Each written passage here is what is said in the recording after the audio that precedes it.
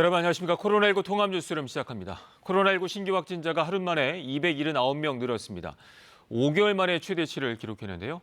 정부는 현 상황이 대규모 재유행의 초기 단계로 보인다며 전국적인 유행이 우려되는 만큼 확산을 막지 못하면 심각한 피해가 생길 수 있다고 밝혔습니다. 첫 소식 양민철 기자가 보도합니다. 국내 코로나19 신규 확진자는 279명 늘었습니다. 지난 3월 이후 5개월여 만의 최고치로 해외 유입은 12명에 그쳤지만 국내 발생은 267명에 달했습니다. 확진자는 서울이 141명, 경기가 96명, 인천이 8명으로 수도권에 집중됐습니다. 교회 관련 집단 감염이 이어졌는데 특히 서울 성북구 사랑제일교회 관련 확진자가 하루 만에 190명이 늘어났습니다. 경기 용인시에 우리제일교회 관련 확진자도 21명 늘었습니다. 이렇듯 수도권의 확산세가 거세지자 정부의 경고 수위도 높아졌습니다. 교회를 비롯해 식당, 시장, 학교 등에서 동시다발적 집단 감염이 확산된다며 현 상황이 대규모 재유행의 초기 단계로 보인다고 밝혔습니다. 대규모 재유행의 초기 단계로 보이며 지금의 확산을 최대한 통제하지 않는다면 전국적인 전파와 환자의 급격한 증가로 인한 심각한 피해가 야기될 수 있습니다. 수도권 교회 관련 확산이 강원과 충남 등 수도권 외 지역으로 확대되고 있다는 점도 경계했습니다. 정부는 감염 확산을 막기 위해 서울과 경기도 주민들은 앞으로 2주간 가급적 다른 시도로 이동하지 말아줄 것을 권고했습니다. 또 집단 감염이 발생한 지역에 즉각 대응팀 5개를 파견해 역학조사에 나섰습니다. 특히 확산세가 심각한 사랑제일교회에 대해선 역학조사와 진단검사 등 방역 필수 조치에 적극 협조해달라고 요청했습니다. 재차 당부하건대 사랑제일교회 교인들께서는 외출을 하지 마시고 조속히 검사를 받아주시기 바랍니다. 정부는 서울과 경기 지역은 언제 어디서든 감염 위험이 있다며 밀폐된 다중이용시설 이용과 식사를 동반한 행사나 모임, 외출 등은 자제해 줄 것을 요청했습니다. KBS 뉴스 양민철입니다.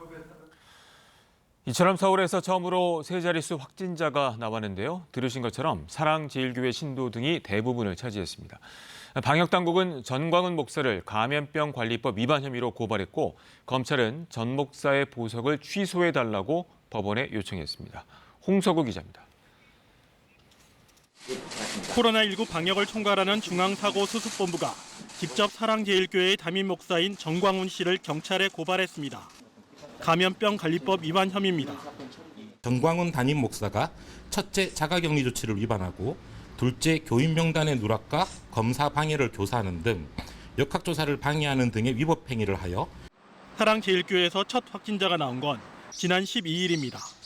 불과 나흘 만에 전국에서 확인된 관련 확진자는 249명이나 됐습니다. 서울에서만 사랑제일교회 관련 확진자는 194명이 나왔습니다. 서울시는 감염 확산 책임이 있다며 전 씨를 경찰에 고발했습니다. 허위 사실을 유포해 신도들의 진단 검사를 고의로 지연시킨 바 있습니다. 이는 공동체의 안전과 생명을 위반하는 명백한 범법 행위입니다. 서울시가 파악한 검사 대상 4,066명 가운데 검사를 받은 교회는 771명에 불과합니다. 대상자 가운데 669명은 아직 소재 파악조차 되지 않고 있습니다. 전 씨가 신자들의 집회 참석을 몰래 독려했다는 의혹도 여기저기서 일고 있습니다. 집회에 참석한 인원이 파악이 되지 않고 있는 점도 접촉자들로 인한 N차 전파를 야기할 수 있는 방역적으로는 문제가 매우 심각한 사항입니다. 보석으로 풀려난 전 씨를 재수감해달라는 청와대 국민청원은 답변 기준인 20만 명에 육박했습니다. 검찰은 전 씨의 집회 참석을 보석 조건 위반으로 보고 서울중앙지법에 보석을 취소해달라고 청구했습니다. 한편 경찰은 광복절 집회에서 해산 명령에 불응하며 폭력을 행사한 30명을 체포하고 불법 행위 등에 대해 본격 수사에 나섰습니다. KBS 뉴스 홍석우입니다. 문재인 대통령은 범국가적 역량을 총동원해서 코로나 확산을 저지하라고 지시했습니다. 특히 지난 15일 일부 교회 집회 강행은 국가 방역 시스템에 대한 도전이라며 이 방역을 방해하는 위법 행위는 엄단하겠다고 말했습니다. 보도에 우수경 기자입니다. 문재인 대통령은 일부 교회의 지난 15일 집회를 강하게 비판했습니다. 격리 대상자들이 집회에 참여했는데 이는 국가 방역 시스템에 대한 명백한 도전이라고 규정했습니다. 비상식적이고 용서할 수 없는 행동이라는 겁니다. 방역을 방해하는 모든 위법 행동은 엄단하겠다. 집회 참석자들과 가족, 접촉자들은 방역에 적극 협조해달라고 말했습니다. 방역 수칙을 지키지 않고 방역에 방해하는 일체의 위법 행동에 대해서는 국민안전보호와 법치 확립 차원에서 엄단할 것. 문 대통령은 동시에 현재 상황을 신천지 이후 중대 고비로 판단하고 범국가적인 역량을 총동원하라고 지시했습니다. 특히 코로나19 확진자가 가장 빠르게 증가하고 있는 수도권에 대한 총력 지원을 강조했습니다. 병상 부족 문제가 발생할 수 있으니 수도권 공동대응 체계를 신속히 가동하여 병상과 생활치료센터 등의 준비에 만전을 기할 것.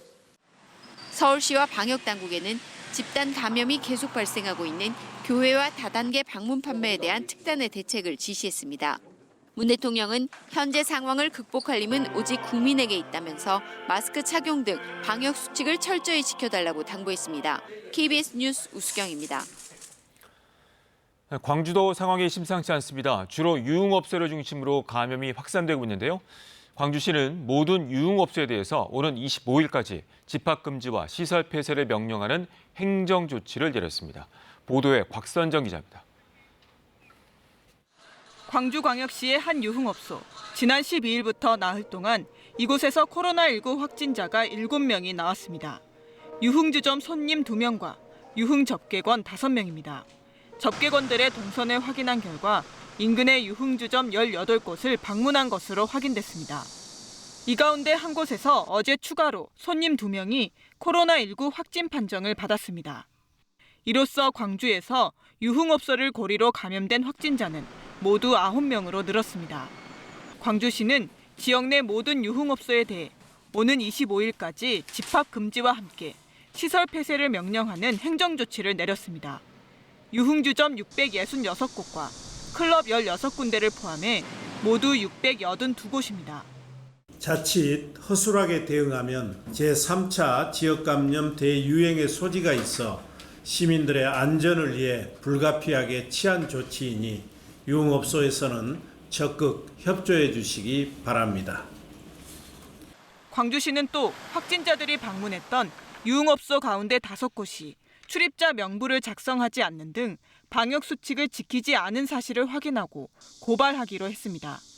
노래방과 단란주점을 비롯해 1,500여 곳의 고위험시설이 방역수칙을 잘 지키고 있는지 경찰과 함께 합동단속을 벌일 예정입니다. 광주시는 코로나19의 2차 확산을 막기 위해 지난달 사회적 거리 두기를 2단계로 강화했다가 지난 3일부터 다시 낮췄습니다. KBS 뉴스 박선정입니다. 제주에는 이번 연휴 기간 20만 명에 달하는 관광객이 찾아오는 것으로 추정됩니다. 유명 관광지에는 인파로 북적였는데요. 하지만 피서지 현장에서는 방역 수칙이 제대로 지켜지지 않고 있었습니다. 문준영 기자가 현장 취재했습니다. 제주시의 한 폭우입니다. 어른이나 아이 할 것 없이 다닥다닥부터 물놀이를 즐깁니다. 텐트는 발 디딜 틈 없이 바짝부터 설치돼 있습니다. 일부 사람들은 도로 한켠에 빽빽하게 모여 앉아 음식을 먹습니다. 제주의 유명한 해변을 둘러봤습니다. 곳곳에 마스크를 착용하지 않은 관광객들이 눈에 띕니다. 지금 코로나가 더 늘어나고 있잖아요. 조금 더 거리 간격을 뒀으면 좋겠어요. 이번 연휴 기간 제주를 찾은 관광객은 20만 명에 달할 것으로 예상됩니다. 수도권 지역을 중심으로 코로나19가 확산하면서 전국이 방역에 비상이 걸렸지만 제주에서 일부 관광객들은 방역 수칙을 제대로 지키지 않고 있습니다. 이른바 산밀, 즉 밀집, 밀폐, 밀접의 놀이시설인 워터파크. 놀이기구를 타기 위한 줄이 빽빽하게 이어져 있습니다. 사회적 거리두기를 지키려는 의식이 느슨해져 있습니다. 제주 동문 재래시장에선 대다수 이용객이 마스크를 착용하고 있었지만 정작 상인들은 대부분 착용하지 않았습니다.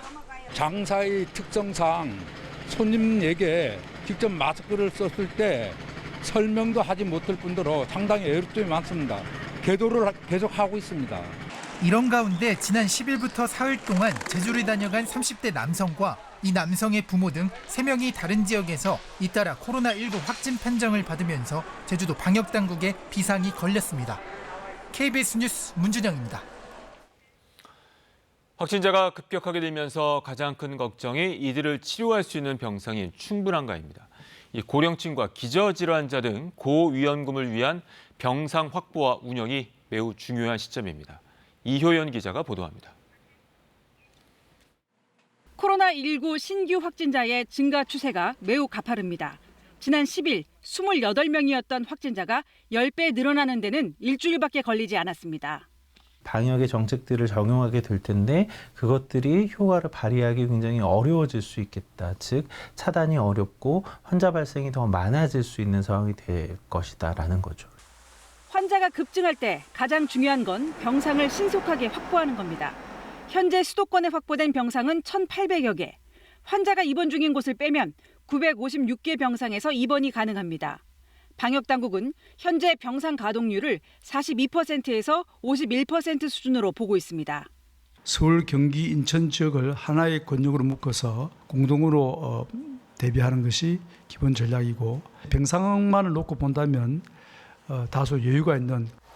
문제는 중증 환자가 치료받을 수 있는 병상이 90여 병상에 불과하다는 겁니다.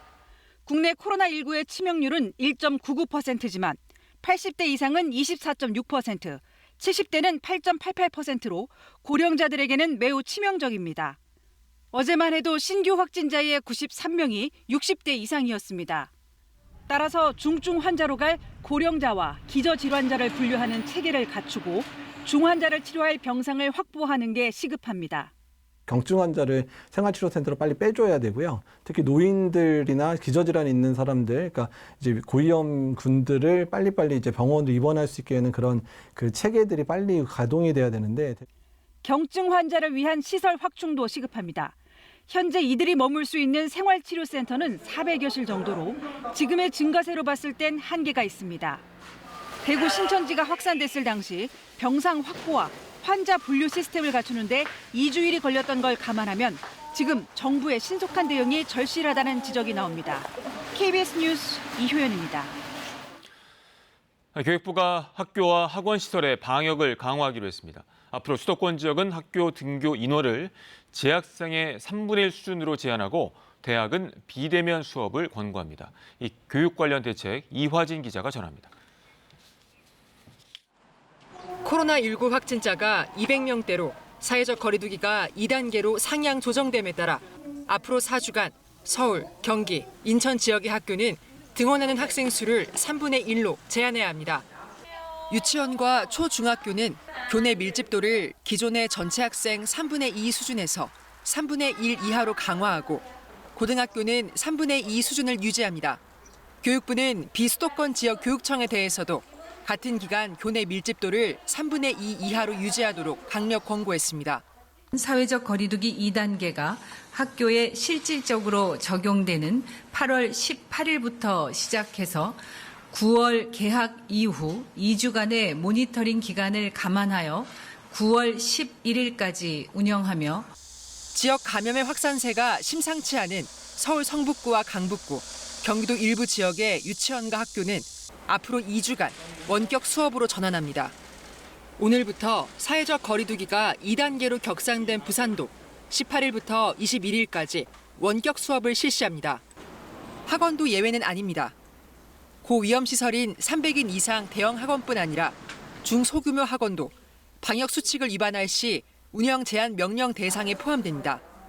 교육부는 앞서 서울시 교육청이 요청한 서울 성북구와 강북구 학원에 대한 휴원 권고 또한 시행하기로 했습니다.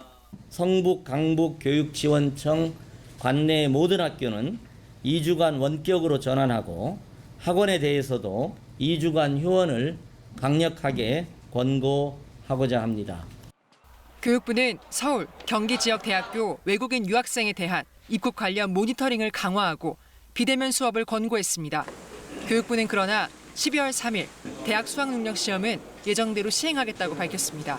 KBS 뉴스 이화진입니다. 서울 시내 경찰서 소속 경찰관 2명이 코로나19 확진 판정을 받은 것으로 확인됐습니다. 서울 해와경찰서는 소속 경찰관 A씨와 B씨가 코로나19 확진 판정을 받았다고 밝혔습니다.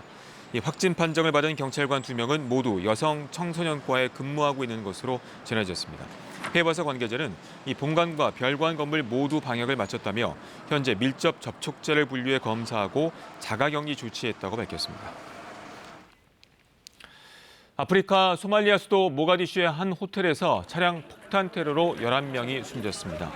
소말리아 정보부는 모가디슈 해변에 있는 한 호텔이 습격을 받아 경찰관 1명, 정보부 당국자 1명을 비롯해 11명이 숨졌다고 밝혔습니다.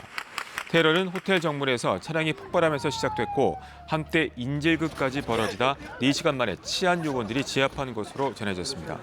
현지 이슬람 극단주의 무장단체 알-샤바브는 자신들이 이번 공격을 벌였다고 주장했습니다.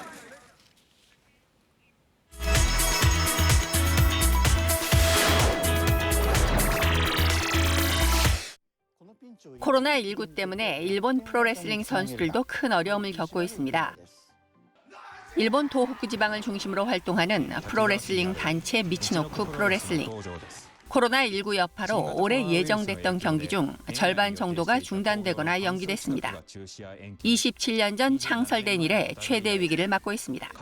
お客様に足を運んでいただいて我々のそのファイトマネーであったり会社の固定費であったりそういうのを賄っているので 조금이라도 돈을 벌기 위해 선수들이 사용하던 마스크와 경기 의상 등을 인터넷으로 판매하고 있고 레슬링 선수들이 직접 도시락도 배달합니다.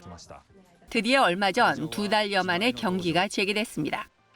우선 관객을 20명으로 제한했는데요. 마스크를 쓰고 손소독과 체온 측정을 한 뒤 경기장에 입장시킵니다. 관람석도 사이를 띄어 배치했습니다. 선수들도 링에 오르기 전 손소독을 합니다. 드디어 경기가 시작됐는데요. 열기가 뜨거워지면서 링 밖으로 나온 선수들. 여러 가지 제약이 많았지만 관객들도 오랜만에 레슬링 경기를 볼 수 있어 만족스러워했습니다.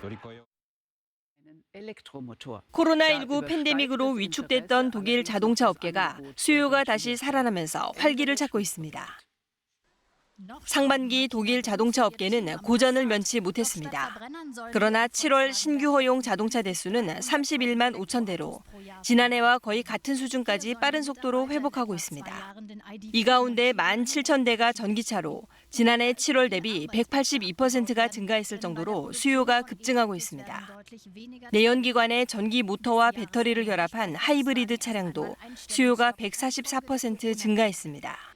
이에 따라 폭스바겐 Emden 공장에서는 연간 30만 대의 전기차를 생산하기로 하는 등 업계가 발빠르게 대응하고 있습니다. Chance für uns. Natürlich hat man Ängste, dass die Fahrzeuge sich durchsetzen, dass die Technologie dann auch die richtige ist und ja, dass wir wettbewerbsfähig sind. 그러나 전기차 시장 확대가 고용 증가를 보장하는 건 아닙니다. 2년 후 폭스바겐의 SUV 전기차가 조립되는 공장에서도 조립 부품의 수 자체가 줄어들기 때문에 오히려 감원을 우려하고 있습니다. 중국은 지난 2013년부터 빈그릇 운동 등을 벌이며 음식 낭비를 막기 위해 노력해왔지만 큰 효과를 보지 못하고 있는데요. 최근 들어 음식 낭비를 막자는 움직임이 다시 활발해지고 있습니다. 음식은 먹고 남을 만큼 시키는 게 예의라고 생각하는 관습 때문에 음식 낭비가 심한 중국. 각종 회식이나 결혼식은 물론이고 최근에는 배달 음식까지 낭비 현상이 좀처럼 개선되지 않고 있습니다. 최근 시진핑 주석이 음식 낭비 현상이 가슴 아프다며 이를 막아야 한다고 강조하면서 음식 낭비 근절을 위한 노력이 다시 불붙고 있습니다. 음식점들은 반접시 메뉴나 주문식 코스 요리 등을 선보이고 디저트는 사람 수만큼 제공하고 있습니다. 자원봉사자들은 음식점을 돌며 음식 남기지 않기 캠페인을 벌이기도 합니다. 吃多少点多少，不剩菜不剩饭，吃不完打包，为自己省钱，为国家省粮食。 세계자연기금과 중국과학원 조사 결과 지난 2015년 중국에서는 1,800만 톤의 음식이 낭비된 것으로 나타났는데요. 이는 인구 3천에서 5천만 명이 1년간 먹을 수 있는 양에 해당합니다. 왼쪽에 토마스 쿡 부부와 절친 조세피니 부부가 웃음을 짓고 있습니다. 토마스 쿡 씨가 2,200만 달러, 우리 돈으로 260억 원의 복권에 당첨되는 대박을 터뜨린 겁니다. 그런데 그 바람에 친구도 덩달아 부자가 됐습니다. 28년 전에 한 약속 덕분입니다. 당시 두 친구는 악수하면서 복권에 당첨되면 서로 반으로 나누기로 약속했는데요. 토마스 쿡이 그 약속을 지켰습니다. Handshake's a handshake, man. I can't think of a better way to retire. 위스콘신 복권국장은 두 가족 모두에게 축하를 보낸다며 우정의 힘에 전율을 느낀다고 밝혔습니다. 두 친구는 항상 그래왔듯이 아내들을 데리고 자동차 여행을 즐길 생각입니다. KBS 월드뉴스입니다. 미 대선을 앞두고 우편 투표 논쟁이 가열되고 있습니다. 트럼프 미 대통령은 공정성에 문제를 제기하고 있는데요. 반면 민주당은 코로나19 속에서 투표율을 높일 수 있다며 확대를 촉구하고 있습니다. 워싱턴 금철영 특파원이 전해왔습니다. 워싱턴 DC의 거리를 행진하던 시위대가 연방우체국장 집 앞에 멈춰섰습니다. 드조이 연방우체국장이 고의로 우편 투표를 방해하려고 해 항의 메시지를 전달하기 위해서라는 겁니다. 트럼프 대통령의 측근으로 물류회사 CEO 출신인 드조이는 지난 6월 취임 이후 비용 절감을 이유로 초과 근무 제한, 우편 분류기 10% 감축 등의 조치를 취했습니다. 이후 우편물의 도착 시간이 늦어진다는 항의가 이어지던 상황. 이런 가운데 연방우체국은 최근 46개 주에 우편 투표 용지가 개표 시간에 맞춰 도착한다고 보장 못한다는 서한을 보내 논란에 불을 지폈습니다. 이런 드조이를 트럼프 대통령은 적극 옹호하고 나섰습니다.